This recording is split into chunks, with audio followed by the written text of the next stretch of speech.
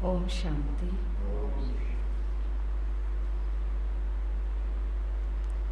आज अव्यक्त बाप दादा के रिवाइज महावाक्य हैं 23/12/94 के। आज बाबा ने विशेष 3 बातें स्मृति में रखने के लिए कहा है। तो वो तीनों स्वरूप कौन से स्वरूप हैं वो सुनते हैं बाबा से। बाबा ने कहा अपने 3 स्वरूप सदा स्मृति में रहें। अपने 3 स्वरूप सदा स्मृति में रहें। पहला है संगम युगी ब्राह्मण। संगम युगी ब्राह्मण। दूसरा है ब्राह्मण सो फरिश्ता। और तीसरा फरिश्ता सो देवता। संगम युगी ब्राह्मण, ब्राह्मण सो फरिश्ता और फरिश्ता सो देवता। आज बाप दादा चारों ओर के बच्चों के 3 रूप देख रहे हैं। सबसे श्रेष्ठ स्वरूप है ब्राह्मण।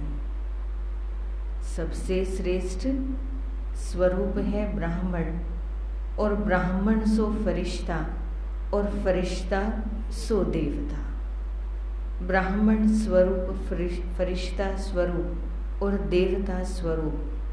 ब्राह्मण स्वरूप की विशेषता सर्व शक्तियों संपन्न स्वरूप की है, क्योंकि ब्राह्मण अर्थात मायाजीत। बाबा ब्राह्मण का मीनिंग समझा रहे हैं कि ब्राह्मण माना, ब्राह्मण स्वरूप की विशेषता क्या है कि वह सर्व शक्तियों संपन्न स्वरूप है।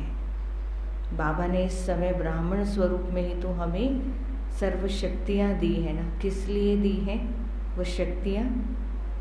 माया को जीतने के लिए। तो इसीलिए ब्राह्मण स्वरूप अर्थात माया जीत। तो सर्व शक्ति संपन्न बनना ही माया जीत बनना है। पहला स्वरूप ब्राह्मण। स्वयं को देखो कि ब्राह्मण स्वरूप की विशेषता अर्थात सर्व शक्तियाँ धारण हुई हैं। बाबा ने तो बता दिया कि हम ब्राह्मण बने हैं, लेकिन ब्राह्मण स्वरूप यथार्थ रूप से हमने स्वीकार किया है, हम बने हैं व नहीं बने हैं, उसकी चेकिंग करने के लिए बाबा ने कहा कि विशेष क्या चेक करना है? सर्व शक्तियाँ धारण हुई हैं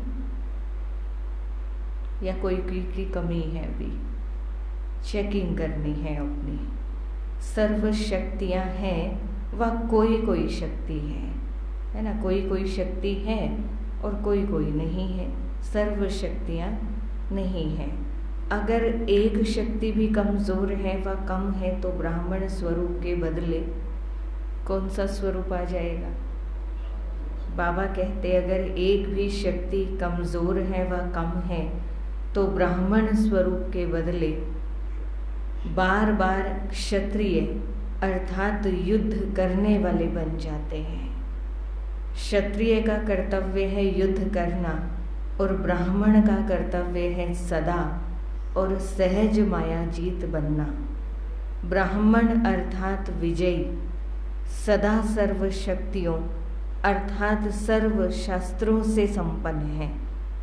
और क्षत्रिय अर्थात कभी विजयी और कभी हार खाने वाले।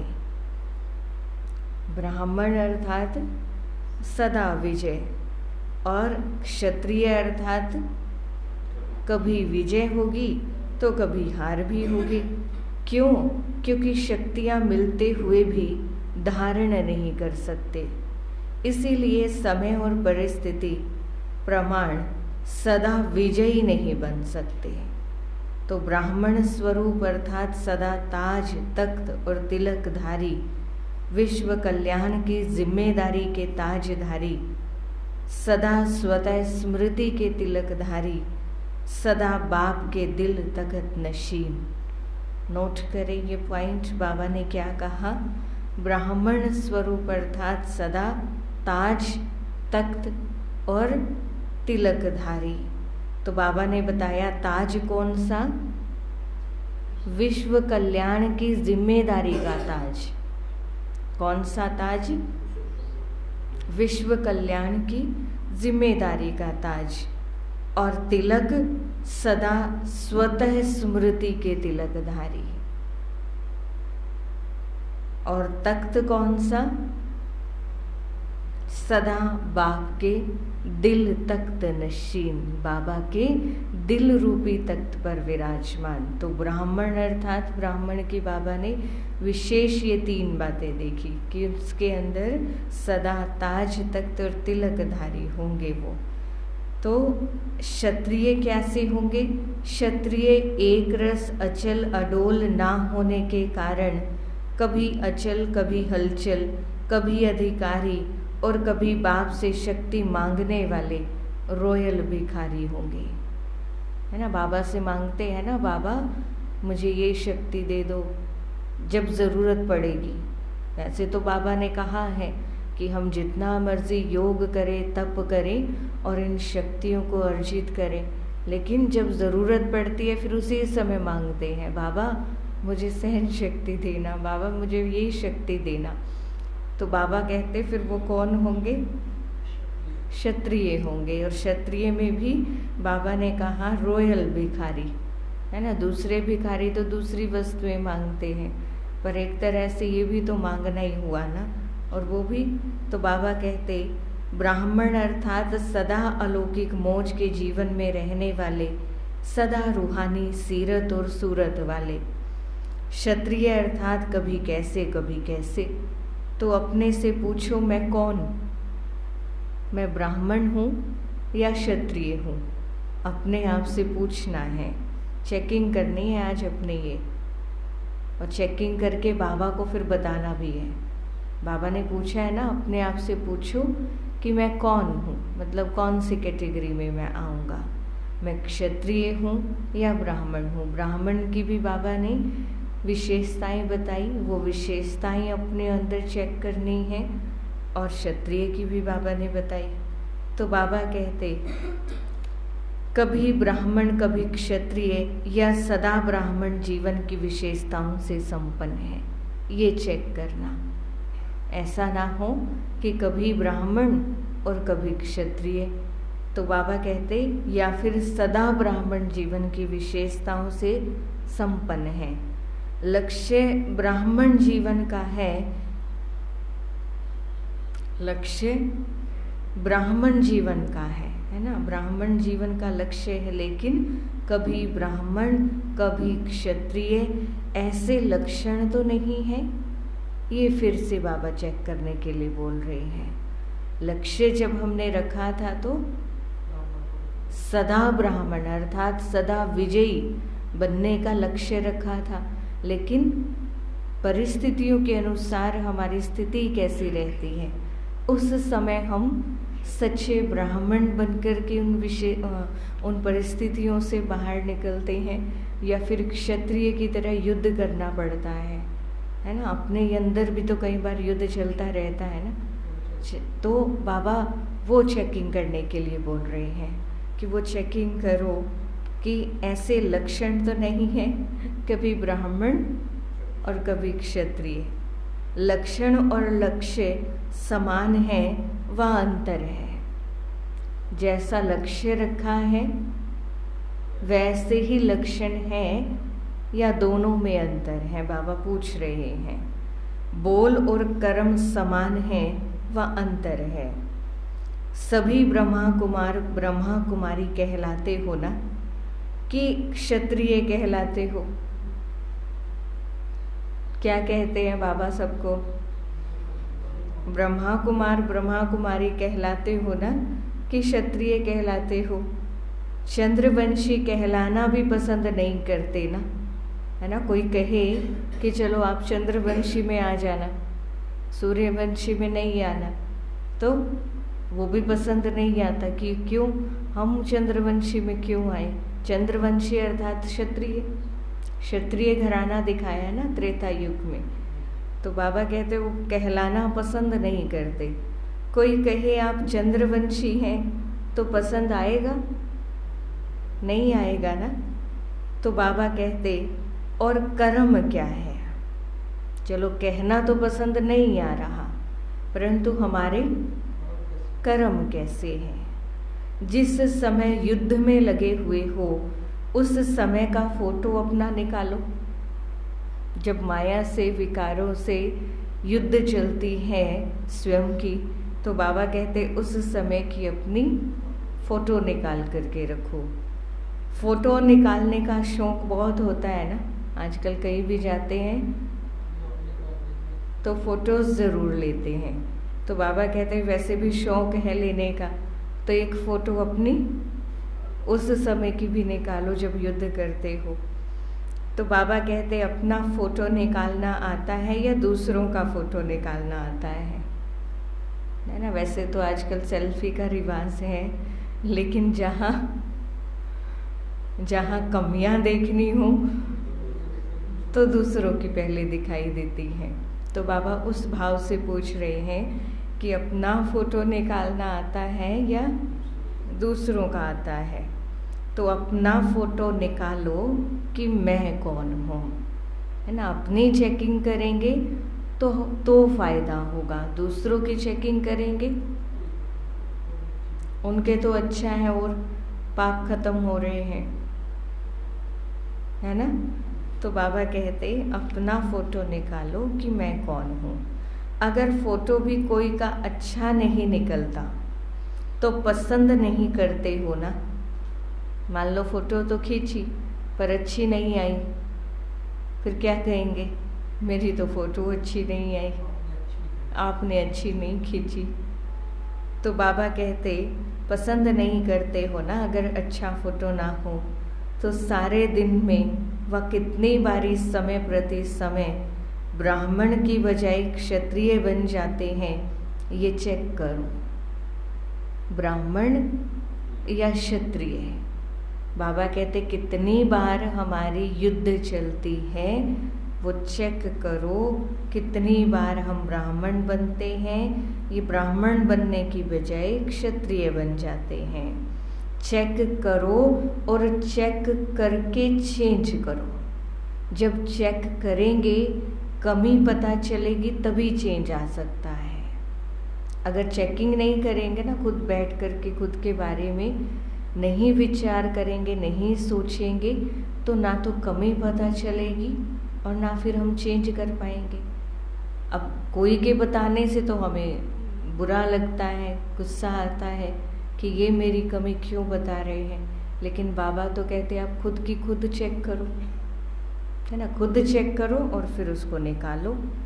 तो बाबा कहते सिर्फ चेक नहीं करना, चेक किया जाता है चेंज करने के लिए। अब मशीनरी ठीक नहीं चल रही, उसको चेक किया, अब चेक किया तो पता चला कहीं गड़बड़ है, तो फिर उसको ठीक तो करना पड़ेगा ना, चेंज तो करना पड़ेगा ना। चेंज करेंगे तभी तो वो ठीक चलेगी। तो ऐसे ही खुद के लिए बाबा कहते चेक नहीं करना, केवल चेक करने के साथ साथ चेंज भी करना। तो सभी के पास परिवर्तन शक्ति है कि कोई के पास नहीं है। ये तो बहुत अच्छी खुशी की बात है कि सभी के पास है। अब समय पर काम में लगाना आता है या कभी नहीं भी लगती। बाबा कहते ये तो अच्छी बात है, खुशी की बात है कि हमारे सबके पास परिवर्तन शक्ति है, पर बाबा कहते उसको समय पर काम में लगाना आता है या कभी नहीं भी लगती। मतलब जिस समय मुझे अपने अंदर परिवर्तन लाना चाहिए, हमने चेक किया कि इस बात में मेरे अंदर परिवर्तन आना चाहिए, बदलाव आना चाहिए, चेक तो कर लिया, पर जब ज़रूरत पड़ी उस समय परिवर्तन नहीं कर पाए, फिर वैसे के वैसे ही। तो इसलिए बाबा ने कहा कि चेक, ये भी अपने अंदर चेक करना कि हम समय पर यूज़ करते हैं वो शक्तियाँ या फिर कभी नहीं भी करते, कभी नहीं भी समय पर न लगती वो शक्ति, यूज़ नहीं होती। क्योंकि शक्ति है तो समय पर काम आवे ना। अगर कोई चीज़ आपके पास है, अब समय ज़रूरत तो उसकी अभी है और ऐसी कहीं जगह छुपा कर रख दी या उठा कर रख दी कि वो ढूंढने से भी ना मिले, तो फिर क्या कहेंगे, ऐसा संभालने का क्या फ़ायदा कि समय पर यूज़ ही ना कर सको। तो बाबा कहते, अब ये तो कहते हैं कि शक्ति है बाबा हमारे पास, पर समय पर अगर यूज़ नहीं करेंगे तो उसका फ़ायदा फिर क्या है। बाबा कहते, दुश्मन है ही नहीं और शस्त्र बहुत बढ़िया है मेरे पास। दुश्मन कोई नहीं है और शस्त्र बहुत बढ़िया है मेरे पास। और जब दुश्मन आए तो शस्त्र काम में ही नहीं आवे, है ना, होता है ना ऐसे। तो क्या उसको शक्तिशाली कहेंगे? क्या उसको शक्तिशाली कहेंगे? जब माया रूपी दुश्मन आया, कोई भी किसी भी प्रकार की कोई भी बात के रूप में आ सकता है, तो जब वो दुश्मन आया तब शस्त्र यूज़ ही नहीं किए, काम में ही नहीं लाए, तो फिर उन शस्त्रों का क्या फ़ायदा रखने का। तो बाबा कहते, क्या कहा बाबा ने, फिर उसको शक्तिशाली कहेंगे। सिर्फ ये चेक नहीं करो कि शक्ति है, लेकिन कर्म में समय प्रमाण जो शक्ति चाहिए वही शक्ति कार्य में लगाना आता है। ज़रूरत तो है सहन शक्ति की, और वहाँ हम सामना करने की शक्ति का यूज़ करें तो बात ठीक रहेगी।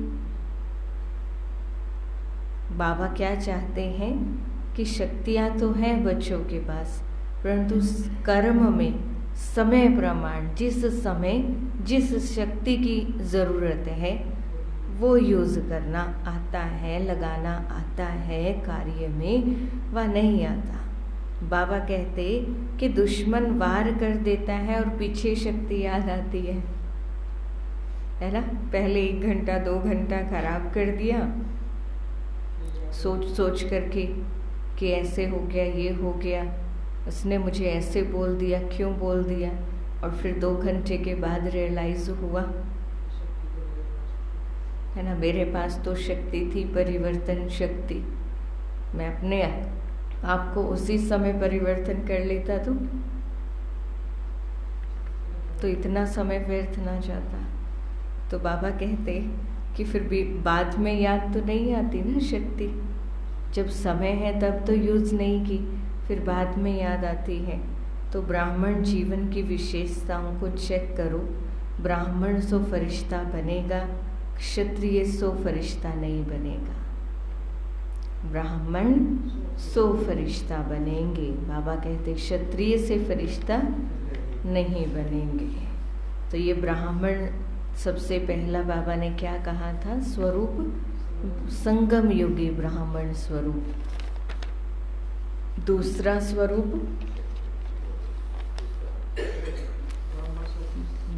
स्वरूप फरिश्ता स्वरूप। तो अभी जैसे बाबा ने ब्राह्मण स्वरूप को बताया कि वास्तव में हमारा ब्राह्मण स्वरूप कैसा होना चाहिए, बाबा ने बहुत अच्छे से डिटेल में एक एक बात एक्सप्लेन करके कि ब्राह्मण माना ऐसा होना चाहिए, ब्राह्मण जो समय पर अपने शक्तियों का यूज़ करे, जो सदा विजयी रहे, जो सदा बाप दादा के दिल तख्त नशीन रहे, जो सदा ताजधारी हो, तिलकधारी हो।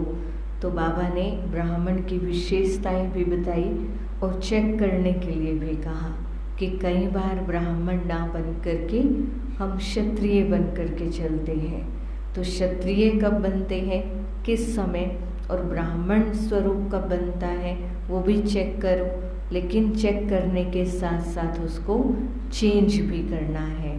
तो उसके लिए बाबा ने परिवर्तन शक्ति भी हम सबको दी है।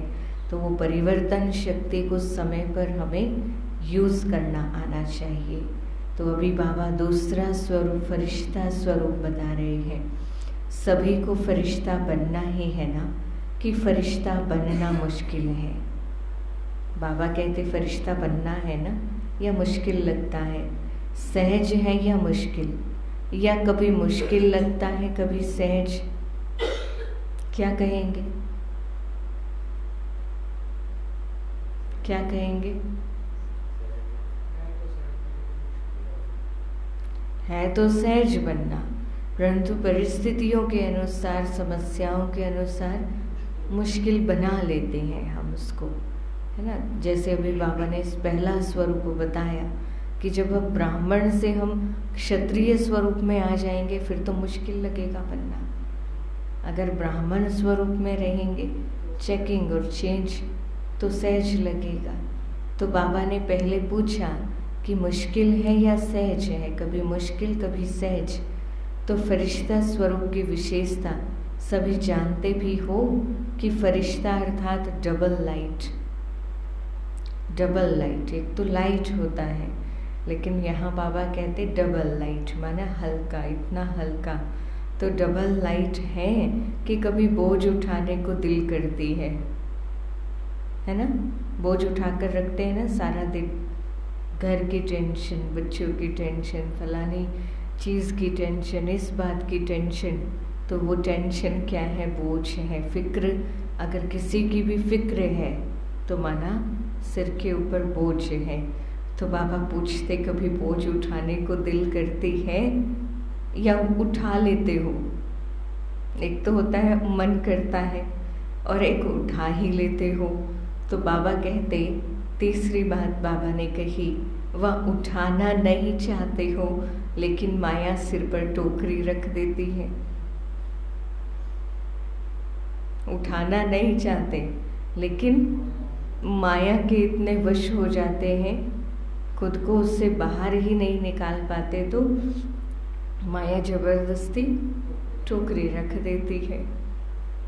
तो बाबा कहते माया अपनी आर्टिफिशियल टेम्परेरी शक्ति ऐसी दिखाती है जो मजबूरी से भी बोझ उठाना ना चाहते भी उठा लेते हैं, क्योंकि कमज़ोर होने के कारण कमज़ोर सदा पर अधीन होता है ना, दूसरों पर अधीन होता है। साथ वाला ऐसे चले तो मैं अपने आप को बदलूं, साथ वाला साथ दे तो मैं अपना पुरुषार्थ बढ़ाऊं, है ना। अगर साथ वाला ठीक से चले, ठीक से बात करे तो मुझे गुस्सा आए ही ना। वो तो सामने वाले ने ऐसे बोला ना तो मुझे गुस्सा आ गया। मतलब हम उस समय क्या होते हैं? दूसरे के अधीन बन जाते हैं, पर अधीन बाबा ने कहा। तो उस समय ना चाहते हुए भी सिर पर टोकरी उठा ली ना, कि मैं तो नहीं चाहता था गुस्सा करना पर क्या करूं। होती है ना ऐसी बातें प्रैक्टिकल में। तो बाबा वही बात समझाना चाह रहे हैं। तो माया भी अधीन बना देती है, इन विकारों के वशीभूत हो जाते हैं, अधीन हो जाते हैं। अधिकारीपन भूल जाता है कि हम तो अधिकारी हैं। कहाँ के अधिकारी हैं? बाबा के दिल तख्त के अधिकारी है ना। तो बाबा कहते अधिकारीपन तो भूल जाता है और अधीन बन जाते हैं। उस समय भाषा क्या होती है? कैसी भाषा यूज करते हैं फिर ब्राह्मण बच्चे बाबा के? चाहते तो नहीं है लेकिन पता नहीं कैसे हो गया। चाहते तो नहीं थे बोलना, परंतु पता नहीं कैसे बोल दिया मैंने। बाबा हर बात में पता नहीं कहते रहते हैं। अधिकारी अर्थात सदा स्वतंत्र और अधीन अर्थात सदा परवश। अधिकारी सदा स्वतंत्र और अधीन अर्थात सदा परवश। तो परवश कभी भी मौज की जीवन में नहीं रह सकते। अब जो दूसरों के अधीन है वो मौज का अनुभव करेंगे, है ना। किराए के मकान में रहते हैं आप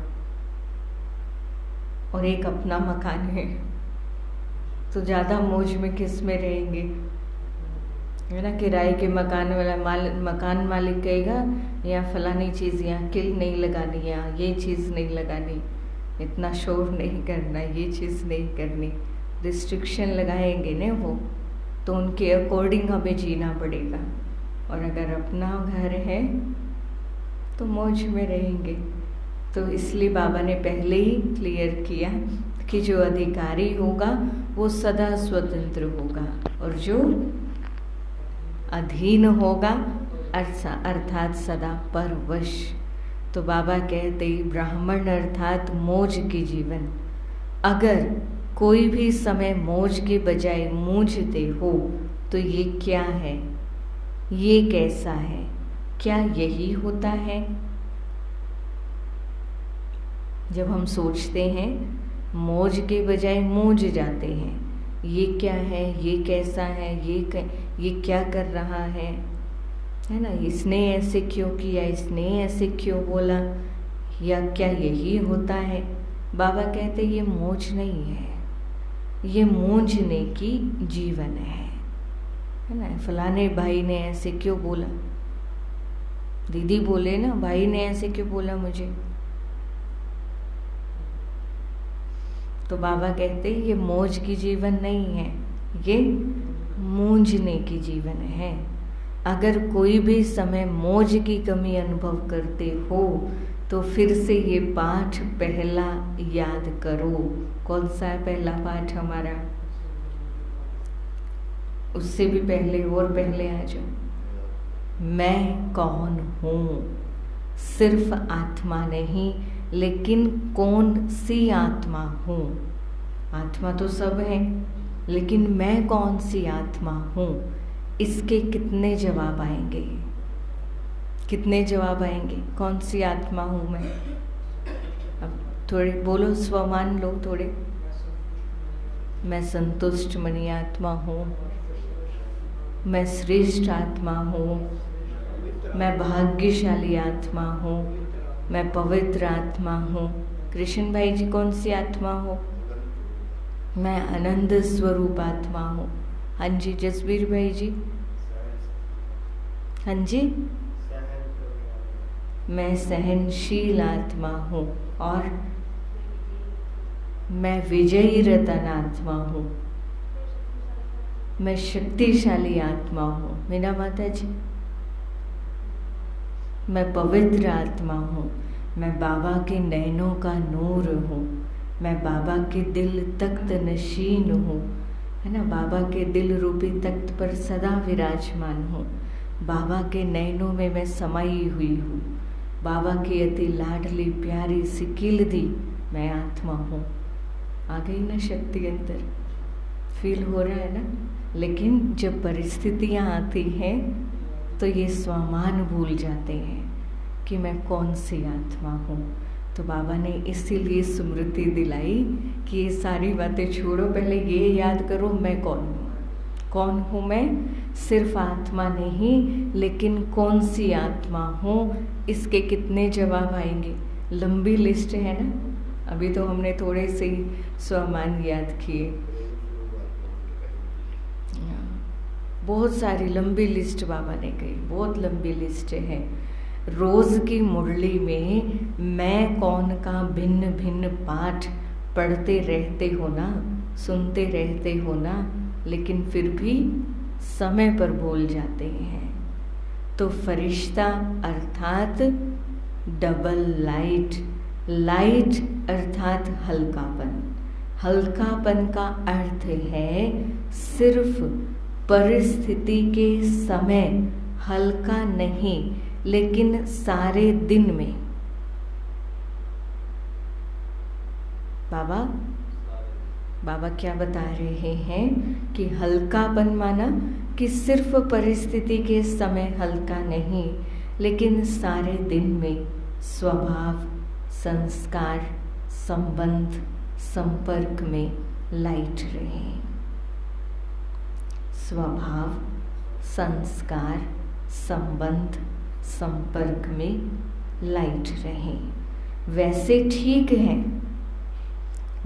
ठीक है, लेकिन स्वभाव संस्कार में भी अगर हल्कापन नहीं है तो फरिश्ता कहेंगे। वैसे स्थिति ठीक है, लेकिन स्वभाव संस्कार वही है पुराने, बीच बीच में वही। तो बाबा कहते उसमें अगर हल्कापन नहीं है स्वभाव संस्कार में तो फरिश्ता कहेंगे। बाबा हमारे से पूछ रहे हैं, हम सब से पूछ रहे हैं, कहेंगे फरिश्ता। और हल्के की निशानी है, हल्की चीज सभी को प्यारी लगती है। उसको कोई ये नहीं कह सकता कि इसका स्वभाव ऐसा है तो इसलिए मुझे ये भाई अच्छा नहीं लगता, ये बहन अच्छी नहीं लगती। मतलब जो चीज हल्की होगी वो सबको प्यारी लगती है। तो बाबा इस समय हमारे स्वभाव संस्कार के हल्केपन की बात कर रहे हैं कि वो इतने हल्के हों कि हम सबको प्यारे लगे। तो बाबा कहते कोई बोझ वाली चीज आपको देवे तो पसंद करेंगे, है ना। कोई भारी सी चीज है आपको दे दी उठाने के लिए, पसंद आएगी। आप बहुत सारे बैग है, उसमें से एक हल्का सा बैग आपको उठाने के लिए दे दिया तो खुशी होगी, बड़ा हल्का बैग मिला है मुझे तो उठाने के लिए। हाँ, हल्का मैं उठा लेता हूँ, भारी दूसरा उठा ले। तो बाबा एग्जाम्पल दे रहे हैं कि प्यारी कौन सी चीज़ लगती है, अच्छी कौन सी लगती है, जो हल्की होती है। तो हल्की बढ़िया चीज़ हो तो पसंद करेंगे ना। तो जो स्वभाव संस्कार संबंध संपर्क में हल्का होगा उसकी निशानी क्या होगी? बाबा कहते वो सर्व के प्यारे और न्यारे होंगे।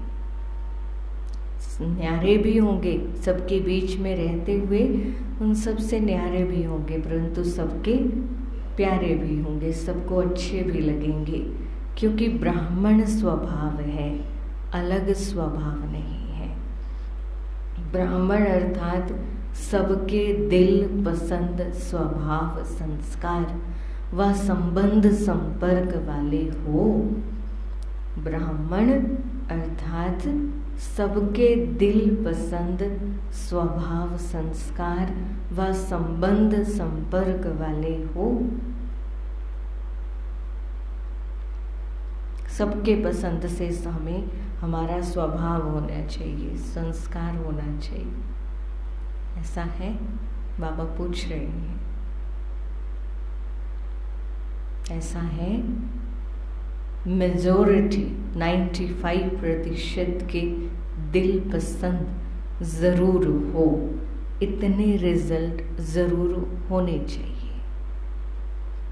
बाबा ने कहा 100 में से 95% बाबा कहते 95% के तो आप दिल पसंद होने चाहिए। चलो 5% के नहीं भी हैं तो बाबा ने उसकी भी छुट्टी दी है, लेकिन इतने रिजल्ट तो बाबा को चाहिए, है ना। चेक करना अपने लिए ये बात। 5% अभी भी बाबा मार्जिन दे रहे हैं, अंत तक नहीं है लेकिन अभी बाबा दे रहे हैं। अंत में तो बाबा को 100% चाहिए कि हर एक आत्मा बाबा के बच्चों को पसंद करे, स्वभाव से, संस्कारों से, संबंध से, संपर्क से। लेकिन अभी बाबा 5% की मार्जिन दे रहे हैं। 95% सर्व के दिल पसंद अर्थात सर्व से लाइट, हल्के, ऐसे बनना है। और वो हल्कापन बोल, कर्म और वृत्ति से अनुभव हो।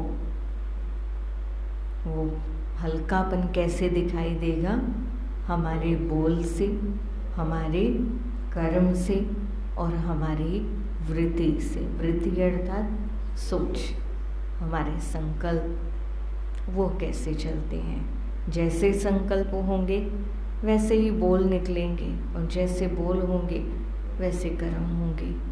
तो बाबा कहते ऐसे नहीं, मैं तो हल्का हूँ, है ना। हम बोल तो देते हैं सबके सामने, नहीं मैं तो हल्का हूँ, मुझे तो कोई बात ऐसे नहीं लगती, मैं तो सदा खुश रहता हूँ। तो बाबा कहते ऐसे नहीं, मैं तो हल्का हूँ, लेकिन दूसरे मेरे को नहीं समझते। मैं तो हल्का हूँ पर दूसरे मेरे को नहीं समझते, पहचानते नहीं हैं। अगर नहीं पहचानते तो आप अपने विल पावर से उन्हों को भी पहचान दो। बाबा कहते विल पावर है ना आपके पास, आपके कर्म वृत्ति उसको परिवर्तन करें। बाबा कहते ये बहाना हम बाबा के सामने नहीं दे सकते। कौन सा बहाना? कौन सा बहाना? कि मैं तो उसके साथ ठीक चलता हूँ, ठीक रहता हूँ, पर वही ठीक नहीं चलता। तो बाबा कहते ये बहाना नहीं। बाबा कहते आपके पास विल पावर है, आप अपनी विल पावर से उसको परिवर्तन करो, उसकी वृत्ति को परिवर्तन करो। यही बात कही ना बाबा ने कि आपके पास विल पावर है, विल पावर से आप उसको अपनी पहचान दो कि मैं ऐसा हूँ। और साथ साथ आपके कर्म और वृत्ति यानी हमारी सोच और हमारे कर्म उसको परिवर्तन करने पर, परिवर्तन होने पर मजबूर कर दे, है ना। वो चाह कर भी फिर वो ऐसा नहीं बोले, ना करे। तो बाबा कहते हमारे कर्म हमें ऐसे बनाने होंगे, हमें अपनी सोच ऐसी बनानी होगी कि सामने वाला परिवर्तन हो जाए। इसमें सिर्फ परिवर्तन करने में सहन शक्ति की आवश्यकता होती है। परिवर्तन करने के लिए बाबा कहते सिर्फ सहन शक्ति की आवश्यकता होती है। और फरिश्ता अर्थात जिसका पुरानी देह, पुराने दुनिया से रिश्ता नहीं, ये सभी को याद है ना कि अभी भी वो रहा हुआ है। पुरानी देह से लगाव है क्या? देह के संबंध से हल्के हो गए हो या नहीं? काका चाचा मामा उन सब से न्यारे हो गए हो ना, कि अभी भी हैं? न्यारे और प्यारे हैं, प्यारे हैं लेकिन न्यारे होकर के प्यारे बनते हैं, ये गलती हो जाती है, ये मिस हो जाता है। तो या तो न्यारे हो जाना सहज लगता है या तो प्यारा होना सहज लगता है, लेकिन ये देह के संबंध काका चाचा मामा ये फिर भी सहज है। सहज है या थोड़ा थोड़ा स्वप्न में, संकल्प में आ जाता है। बाबा कहते उनसे न्यारा होना सहज है या कहीं ना कहीं फिर भी याद आता है। तो बाबा कहते जब ब्राह्मण परिवार में कोई परिस्थिति आती है तो चाचा काका मामा याद आते हैं। कौन याद आता है? ब्राह्मण परिवार में कोई परिस्थिति आई तो कौन याद आएगा? शिव बाबा याद आएगा। तो बाबा पूछ रहे हैं, बाप दादा देखते हैं कि परिस्थिति के समय कई आत्माओं को ब्राह्मण परिवार की बजाय लौकिक संबंध जल्दी स्मृति में आते हैं। ब्राह्मण परिवार माना केवल बाबा आश्रम की बात नहीं कर रहे, आपके अपने परिवार की बात कर रहे हैं कि जब कोई प्रॉब्लम आती है, समस्या आती है तो लौकिक संबंध याद आते हैं, है ना। मान लो आपको पैसों की ज़रूरत है, कौन याद आएगा?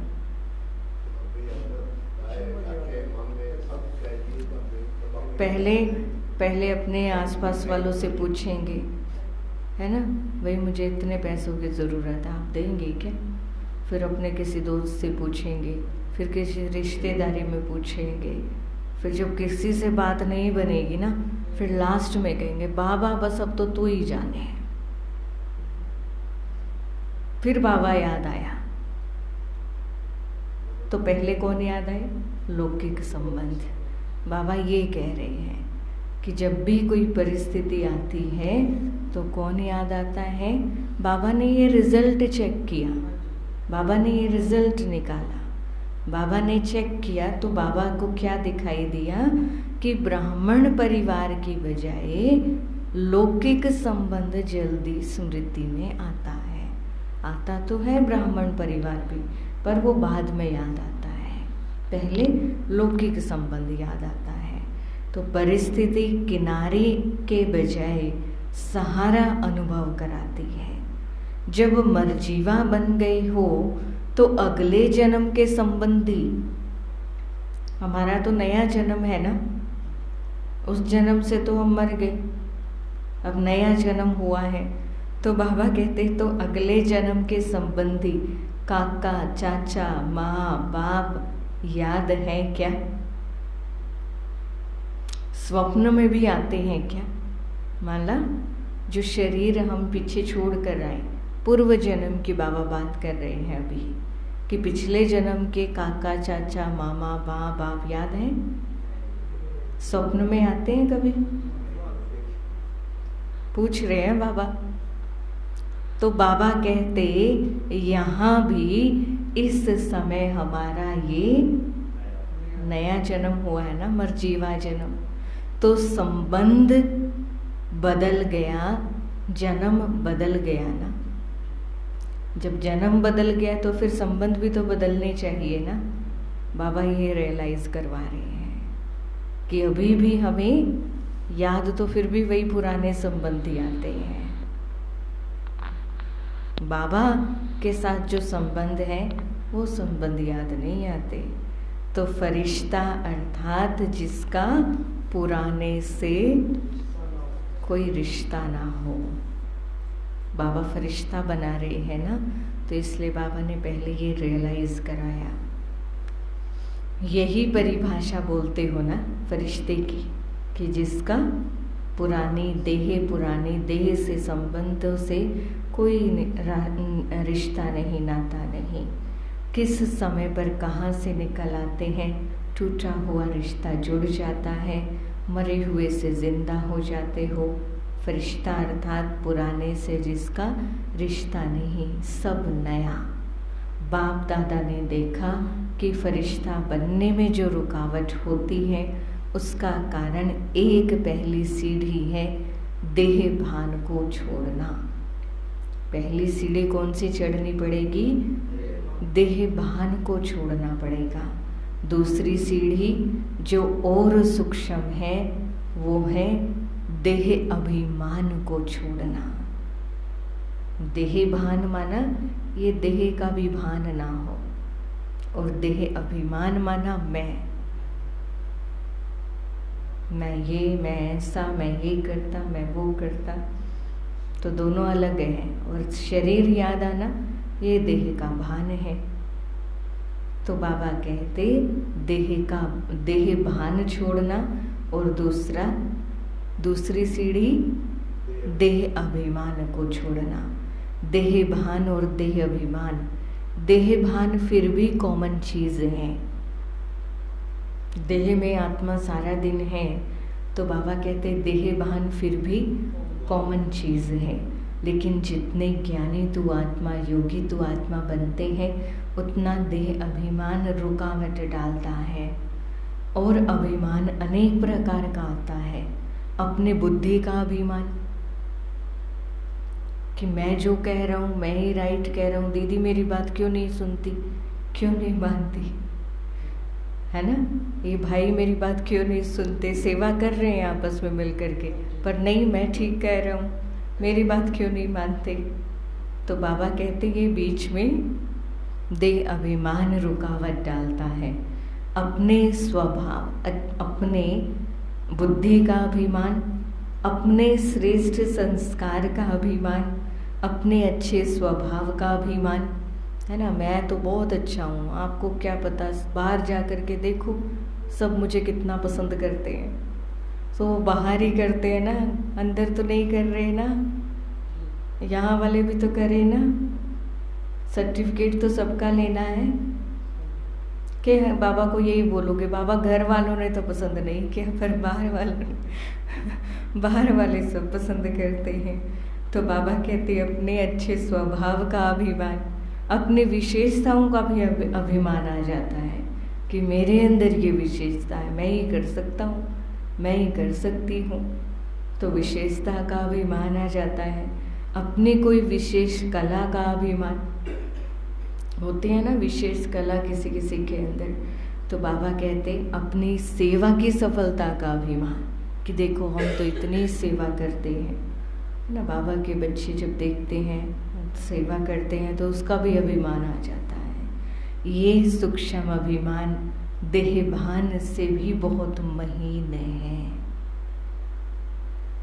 देह तो फिर भी दिखाई देती है ना, इतना बड़ा 5 तत्व का ये शरीर, बाबा कहते देहभान के आगे ये बहुत बहुत महीन है। क्यों महीन है? ये दिखाई नहीं देता। हम उसमें इतना मतलब फिर तो ये लगता है कि मैं ही सही हूँ। तो ये अभिमान ही तो है ना। तो बाबा कहते अभिमान का दरवाजा तो जानते हो ना, मैंपन, मेरापन, ये अभिमान के दरवाजे हैं। जहाँ मैं आया, मैं, और जहाँ मेरा आया, ये अभिमान के दरवाजे हैं। तो फरिश्ते का अर्थ ये नहीं कि सिर्फ देह भान व देह के आकर्षण से परे होना है, वह देह के स्थूल संबंध से परे होना, लेकिन फरिश्ता अर्थात देह के सूक्ष्म अभिमान के संबंध से भी न्यारे होना। इतने अच्छे से कोई बता सकता है हमें, कोई सिखा सकता है कि फरिश्ता बनना है तो पहले बाबा ने सूक्ष्म चेकिंग करवाई। इन सूक्ष्म चेकिंग को पहले चेक करो अपने अंदर, और फिर बाबा क्या बनाने आए हैं आज हमें? ब्राह्मण से फरिश्ता, तो तब फरिश्ता बनेंगे। बाबा कहते अभिमान की निशानी, जहाँ अभिमान होता है वहाँ अपमान भी जल्दी फील होता है। मुझे इस भाई ने, ये तो मेरे से इतना छोटा है, इसने मुझे ऐसी बात कह कैसे दी, मेरा कहना क्यों नहीं माना, मैं तो सबसे बड़ा हूँ,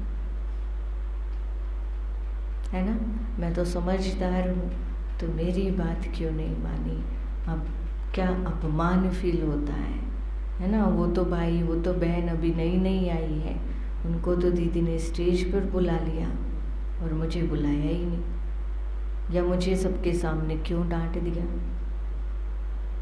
है ना। कोई गलती हो गई, दीदी ने डांट दिया, तो मुझे सबके सामने क्यों डांट दिया, महसूस होता है ना। तो महसूस अगर हो रहा है ये बात, देह अभिमान है अभी अंदर। कितनी सूक्ष्म चेकिंग है। बाबा कहते अगर अपमान जल्दी फील होता है तो जहाँ अभिमान होता है वहाँ अपमान की फीलिंग बहुत जल्दी होती है। और क्योंकि मैं और मेरे के दरवाजे खुले हुए हैं, खुले छोड़ रखे हैं दरवाजे, आ जाए। तो बाबा कहते फरिश्ते का यथार्थ स्वरूप है देहभान, और देह के संबंध से, देह अभिमान से न्यारा। अगर कोई गुण है, कोई शक्ति है, तो दाता को क्यों भूल जाते हो।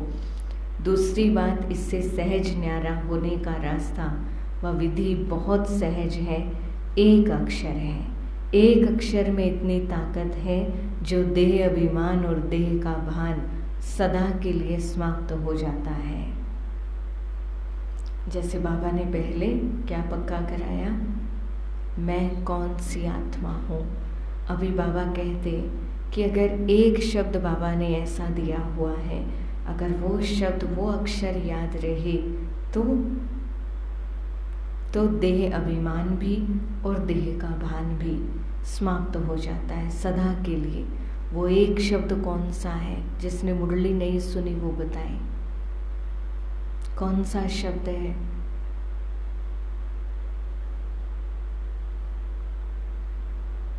बोलो। मान लो आप कोई सेवा कर रहे हैं, दीदी ने बाबा ने आपको कोई सेवा दी है ना, कोई भी सेवा, स्थूल सेवा, सूक्ष्म सेवा, धन की सेवा, कोई भी सेवा दी है। किसने कहा आपको करने के लिए? किसने कहा? बाबा ने कहा। पक्का है? आगे वाले भाई जवाब नहीं दे रहे। कृष्ण भाई जी, अजमेर भाई जी, कौन देता है? बाबा ही डायरेक्शन देते हैं ना। ये पक्का हो तो बाबा ने कौन सा शब्द दिया है? करन करावन हार। कौन है? बाबा है। चाहे कोई सेवा भी कर रहे हैं, कौन है कराने वाला? बाबा करा रहा है।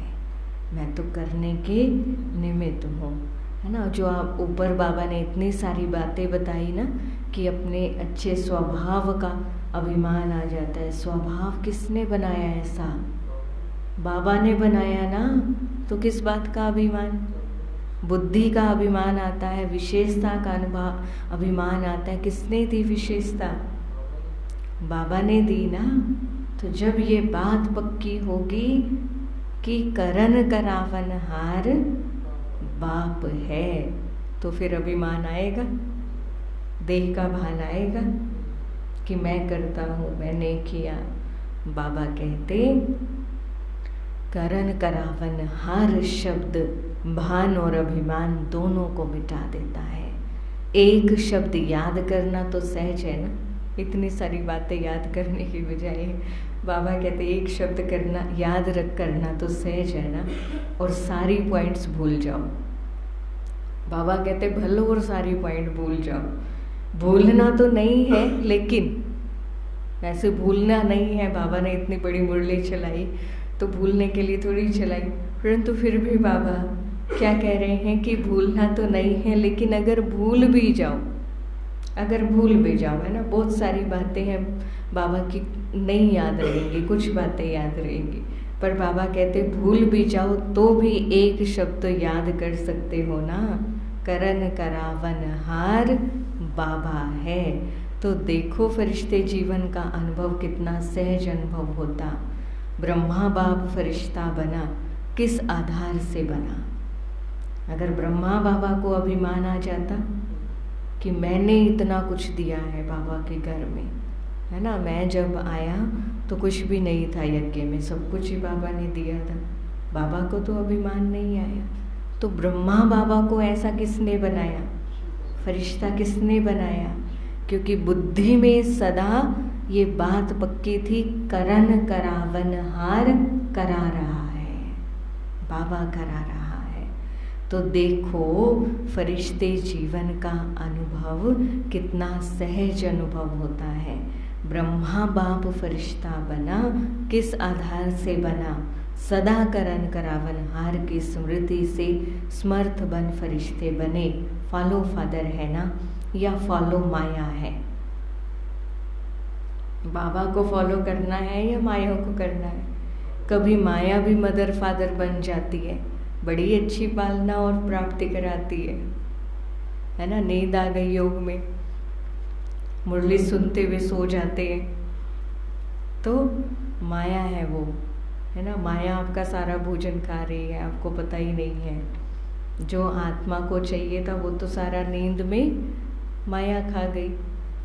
तो बाबा कहते माया भी बड़ी अच्छी पालना और प्राप्ति कराती है, लेकिन वो सब है धोखे की प्राप्ति, धोखा है। हम सोचते हैं बाबा की याद में बैठे हैं, हम तो बाबा की गोदी में बैठे हैं, पर जहाँ हमें प्राप्ति होने के बजाय अगर नींद आ रही है तो वो धोखा है। पहले प्राप्ति फिर धोखा। परखने की शक्ति तो है ना, बाबा ने दी है ना परखने की शक्ति, तो परखो उस समय माया है या सच में मैं आत्मा प्राप्ति कर रही हूँ बाबा से।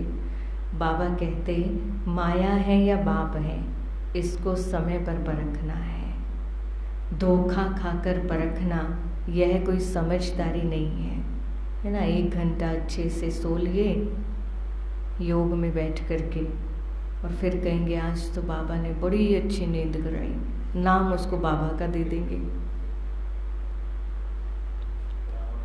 अब वो बाप है या माया है, यही तो परखना है। तो बाबा कहते फिर धोखा खाकर फिर समझ में आया या फिर परखा, तो ये समझदारी नहीं है। धोखा खाकर तो सब समझ जाते हैं, लेकिन ज्ञानी तो आत्मा पहले यह परख कर स्वयं को बचा लेता है। बाबा ने परखने की शक्ति क्यों दी कि पहले ही अपने आप को बचा लो। तो समझा फरिश्ता किसको कहते हैं, ऐसा फरिश्ता बनना है। ठीक है, अब इस मुरली को अच्छे से घर जा कर के रिवाइज करना, अच्छे से इसकी पॉइंट नोट करना, प्रश्न उत्तर निकालना इसमें से। तीसरा है फरिश्ता सो देवता। अभी देवता बनना है या भविष्य में बनेंगे, पूछ रहे हैं बाबा। हाँ जी, अभी बनना है या भविष्य में बनेंगे। देवता अर्थात सर्व गुणों से सजे सजाए। ये दिव्य गुण संगम के देवता ये दिव्य गुण संगम के देवता जीवन के श्रृंगार हैं। इस समय दिव्य गुणों से सजे सजाए होते हो, तभी भविष्य में स्थूल श्रृंगार से सजे सजाए रहते हो। तो देवता अर्थात दिव्य गुणों से सजे सजाए, और दूसरा देवता अर्थात देने वाला। एक तो देवता की पहली निशानी, पहली विशेषता सजे सजाए सदा श्रृंगार से, और दूसरा देने वाला। लेवता नहीं लेकिन देवता।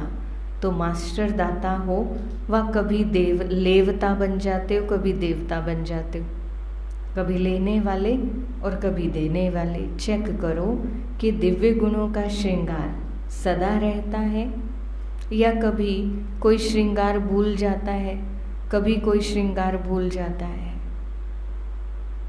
ना। कभी कोई गुण भूल गए, कभी कोई शक्ति भूल गए। तो उस श्रृंगार की बाबा बात कर रहे हैं कि चेक करो, सर्वगुण संपन्न हो, यही देवता जीवन की निशानी है ना। ये गुण ही गहने हैं। तो देखो कि ब्राह्मण स्वरूप की सर्व शक्तियाँ, फरिश्ते स्वरूप की डबल लाइट स्थिति और देवता स्वरूप की दातापन की निशानी और दिव्य गुणों संपन्न बने हैं। अब देवता स्वरूप माना, माँ बाबा ने तीनों स्वरूप को याद कराया कि ब्राह्मण स्वरूप अर्थात सर्व शक्तियों संपन्न स्वरूप, फरिश्ता स्वरूप अर्थात डबल लाइट स्थिति और देवता स्वरूप अर्थात दातापन की निशानी और दिव्य गुणों संपन्न बने हो। तीनों स्वरूप अनुभव करते हो ना। जैसे बाप के 3 संबंध, बाप, शिक्षक और सतगुरु सदा याद रहते, ऐसे ये 3 स्वरूप सदा याद रखो। तो समझा, बनना है तो आपको ही है, बनना तो आपको ही है या कोई और आने वाले हैं। देवता आपको ही बनना है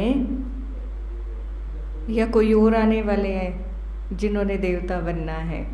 आपको ही बनना है ना। तो जवाब तो आया ही नहीं बाबा को। बोलो हाँ जी बाबा, बनना है, हमें ही बनना है। तो बाबा कहते आज ब्राह्मण, कल फरिश्ता और कल देवता। अपने फरिश्ते स्वरूप को ज्ञान के दर्पण में देखो। फरिश्ते सदा उड़ते रहते हैं और मैसेज देते रहते हैं। फरिश्ता आया, संदेश दिया और उड़ गया। फरिश्ते कैसे होते हैं? कैसे होते हैं? बाबा ने क्या बताया अभी अभी? फरिश्ता आया, संदेश दिया और उड़ गया, है ना। जैसे बाबा कहते हैं कर्म किया और फिर वैसे ही फरिश्ते बन गए उड़ने वाले हल्के। तो फरिश्ते कौन हैं? आप ही हो ना। फलक से कहो हम ही थे, हम ही हैं और हम ही रहेंगे। पक्का है ना। इसको कहा जाता है निश्चय बुद्धि विजयी। क्षत्रिय हो या विजयी हो, क्षत्रिय कोई तो बनेगा, तो वो दूसरे बनेंगे। तो आप ब्राह्मण हो, चलते चलते कभी क्षत्रिय नहीं बनना। अगर बार बार क्षत्रिय बनते रहेंगे, युद्ध करते रहेंगे, तो युद्ध के संस्कार ले जाने वाले कहाँ पहुँचेंगे?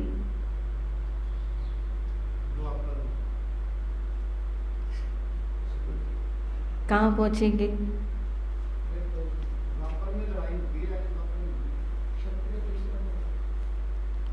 क्या कहा बाबा ने? अगर बार बार क्षत्रिय बनते रहेंगे, युद्ध करते रहेंगे, तो युद्ध के संस्कार ले जाने वाले कहाँ पहुँचेंगे? चंद्रवंशी में या सूर्यवंशी में? चंद्रवंशियों को दिखाया है ना क्षत्रिय घराना। तो चंद्रवंशी तो पसंद नहीं है ना, कि कभी कभी हो गए तो भी हर्जा नहीं है। चंद्रवंशी बन भी गए तो बाबा कहते कोई हर्जा नहीं। तो सब कौन हो? ब्राह्मण हो, पक्के ब्राह्मण हो या थोड़े थोड़े कच्चे हो?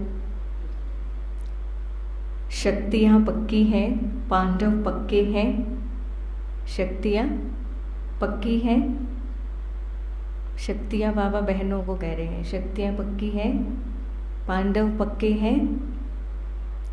आवाज तुझसे तो नहीं लग रहा।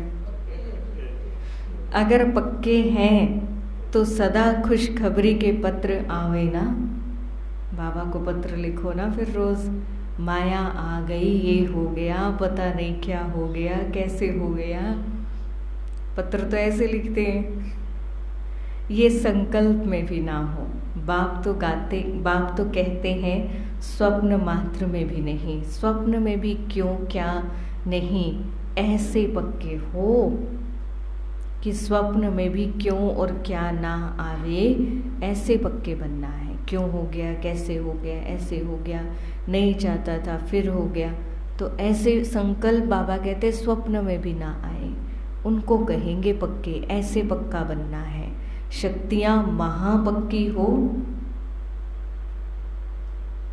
महापक्की कहो। पांडव पक्के तो हम महापक्के। आज बाबा दोनों में पांडव और शक्तियों में बाबा कहते हैं कि अगर पांडव कह रहे हैं पक्के हैं तो शक्तियाँ बोलो कि हम महापक्के हैं, है ना। शक्तियों को तो वैसे ही दुनिया में भी सहन शक्ति की देवी कहा जाता है कि जो बहनें कर सकती हैं वो पांडव नहीं कर सकते। क्यों? क्योंकि शक्तियों को ही निमित्त बनाया है। बाबा ने कलश किसके सिर पर रखा है?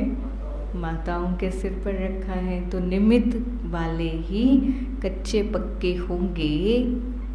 बाबा कहते आप सबको बाबा ने निमित्त बनाया है। तो जो निमित्त बनाया है अगर वही कच्चे पक्के होंगे तो औरों का क्या हाल होगा? अगर बाबा के बच्चे ही कच्चे पक्के होंगे तो फिर दुनिया वालों का क्या हाल होगा? पांडव बैकबोन है। बैकबोन बनना अच्छा लगता है ना। बैकबोन माना रीढ़ की हड्डी, जरूरत है ना, पूरे संभालती है। वो है बैक में, लेकिन संभालती वही है सारा सिस्टम। तो बाबा कहते या सामना करना अच्छा लगता है। बैकबोन माना पीछे। तो भाइयों को, पांडवों को बाबा ने कहा है ना बाकी आप बैकबोन हो। किसके? शक्तियों के। बैकबोन बनना अच्छा है, सेफ हो बहुत, नहीं तो मार खाते। अच्छा, सभी अपने स्वीट होम में पहुंच गए। संकल्प था जाना है, और अभी फिर क्या संकल्प है? अभी भी जाना है ना, सेवा अर्थ जा रहे हैं, इसलिए खुशी खुशी से जाते हैं। सेवा पर जाएंगे या दुकान पर जाएंगे या घर में जाएंगे या दफ्तर पर जाएंगे? पापा पूछ रहे हैं, सेवा पे जाओगे या घर में जाओगे, दफ्तर में जाओगे, दुकान में जाओगे? चाहे दफ्तर हो चाहे घर हो, लेकिन सभी सेवा के स्थान हैं। जो घर में है उनकी भी तो सेवा करनी है ना जाके। जो यहाँ से इतनी शक्तियाँ बाबा ने भरी, वो उनको भी तो देनी है ना। तो बाबा कहते सभी सेवा के स्थान हैं। सेवाधारियों की हर जगह सेवा है, वो हर जगह सेवा करते हैं, चाहे दुकान पे है चाहे घर पे है। तो मधुबन में आना और उमंग उत्साह का खजाना भरना और फिर सेवा पर जाना, खुशी खुशी से जाते हो ना कि मजबूरी से जाते हो? सेवा माना खुशी। हिसाब किताब है, कर्ज चुकाने जा रहे हैं, ऐसे नहीं। उनके साथ हमारे हिसाब किताब है, कर्ज चुकाना ही पड़ेगा। तो बाबा कहते हैं ऐसे नहीं, फर्ज चुकाने जा रहे हैं। घर में बगुले बहुत हैं, अगर बगुले नहीं होंगे तो ज्ञान किसको देंगे? हंस को हंस बनाएंगे क्या? है ना, उनको भी तो बनाना है ना अपने जैसा। तो बाबा कहते अगर बगुले नहीं होंगे तो ज्ञान किसको देंगे? बगुलों को ही तो हंस बनाएंगे ना। तो क्या याद रखेंगे? ब्राह्मण सो फरिश्ता, फरिश्ता सो देवता। पक्का रहेगा ना? बाबा फिर पूछ रहे हैं, पक्का रहेगा ना? जी बाबा। कि ट्रेन में जाते जाते एक भूल जाएगा तीनों स्वरूपों में से?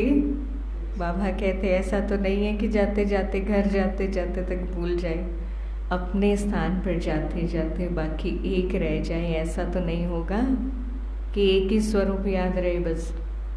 तो बाबा कहते अच्छा, चारों ओर के, अभी बाबा याद प्यार दे रहे हैं, चारों ओर के सर्व ब्राह्मण सो फरिश्ता, फरिश्ता सो देवता, तीनों स्वरूप के स्मृति स्वरूप आत्माओं को सदा एक शब्द, कौन सा शब्द पक्का कराया बाबा ने? करण करावन हार की स्मृति से स्वयं को डबल लाइट बनाने वाले श्रेष्ठ आत्माओं को सदा देवता अर्थात दाता बन देने वाले, सर्व खजानों से संपन्न आत्माओं को सदा वरदानों को कर्म में लाने वाले कर्म योगी आत्माओं को बाप दादा का याद प्यार और नमस्ते। हम रूहानी बच्चों की रूहानी बाप दादा को दिल व जान सिख व प्रेम से नमस्ते नमस्ते नमस्ते जी। वरदान दे रहे हैं बाबा, दिव्य बुद्धि द्वारा दिव्य सिद्धियों को प्राप्त करने वाले सिद्धि स्वरूप भाव। दिव्य बुद्धि द्वारा दिव्य सिद्धियों को प्राप्त करने वाले सिद्धि स्वरूप भाव। जैसा समय उस विधि से दिव्य बुद्धि को यूज करो तो सर्व सिद्धियां आपकी हथेली पर हैं। जैसा समय है उसी विधि से बुद्धि को यूज करो तो सर्व सिद्धियां आपकी हथेली पर है। सिद्धि कोई बड़ी चीज़ नहीं है, सिर्फ दिव्य बुद्धि की सफाई है। जैसे आजकल के जादूगर हाथ की सफाई दिखाते हैं, यह दिव्य बुद्धि की सफाई सर्व सिद्धियों को हथेली में कर देती है। आप ब्राह्मण आत्माओं ने सब दिव्य सिद्धियां प्राप्त की हैं, इसलिए आपकी मूर्तियों द्वारा आज तक भी भगत सिद्धि प्राप्त करने के लिए जाते हैं। इस समय ब्राह्मण स्वरूप में हमने सर्व सिद्धियां प्राप्त की हैं, उसी का यादगार द्वापर युग से आज तक भी हम क्या देख रहे हैं कि भगत लोग मंदिरों में सिद्धियां प्राप्त करने के लिए जाते हैं। स्लोगन है, जिनके पास सर्वशक्तिमान बाप की सर्व शक्तियां हैं, जिनके पास सर्वशक्तिमान बाप की सर्व शक्तियां हैं, उनकी हार कभी हो नहीं सकती, उनकी हार कभी हो नहीं सकती। अच्छा, ओम शांति। आज की मुरली बहुत बहुत बहुत अच्छी चलाई बाबा ने, शुक्रिया बाबा। सभी रिवाइज ज़रूर करेंगे मुरली को 2-3 बार। नेक्स्ट जब संडे जब तक नहीं आता, विद मुरली नहीं सुनते, तब तक इसी मुरली को रिवाइज करेंगे। ओम शांति।